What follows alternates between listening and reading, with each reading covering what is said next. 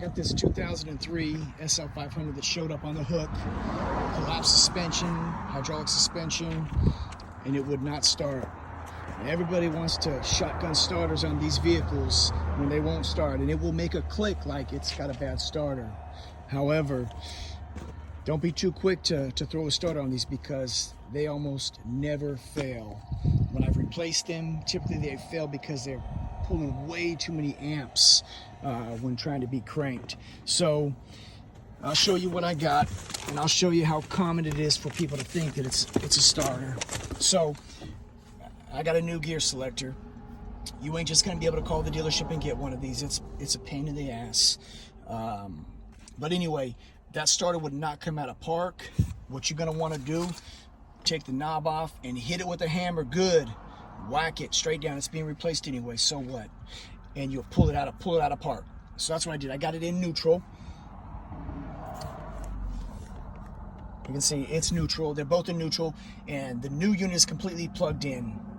So let me just show you what you're looking for when it comes to this. This is all my TRP stuff. But you go to the drive authorization, and it was impeded. It's activated as you see there. But you look at your faults first. ESM refused by that drive authorization is refused by ESM. Okay, so there was another fault in there as well. So you've got to eliminate this issue. So when I presented it to him, he said, "Oh yeah, by the way, sometimes it would come out of gear, sometimes it wouldn't." So he had issues with this vehicle. Now it wouldn't start, and now the car's sat. So you can just plug these in, but you have got to have the means to program.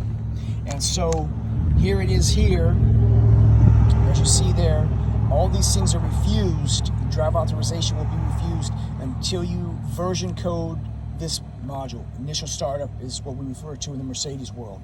So I'm gonna go in and I'm gonna do that, and then we'll seam these videos together and look at these actual values.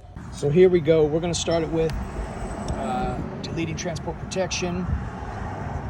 We're going to personalize it to this vehicle. It is married to this vehicle.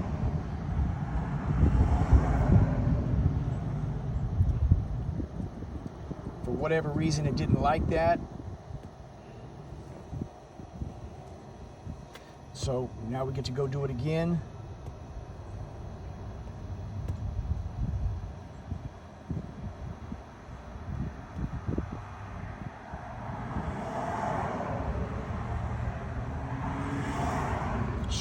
So we're back at this one. Gear selector would not personalize. Determine what it was going to be was the ignition switch. That's the brain. Not personalizing. Everything goes through this ignition switch. So it's been replaced. There's your part number. Get your programming key to make it easy. Otherwise, you're going to be pulling the information out of the old one, blowing it into the new one. But anyway, so now here's my actual values. That's what you want to see. Yes and yes. Keys in it. I got my voltmeter. I just wanted to see what the voltage was going to be. And it's starting. I know it's good. Probably couldn't see that value. But it starts up. I got to get this car put back together. But I'm happy about this one. I didn't like having to call the customer to tell them, hey, the price just went up. But I am happy to have figured this one out. 2 parts. One issue. It's the way it goes sometimes.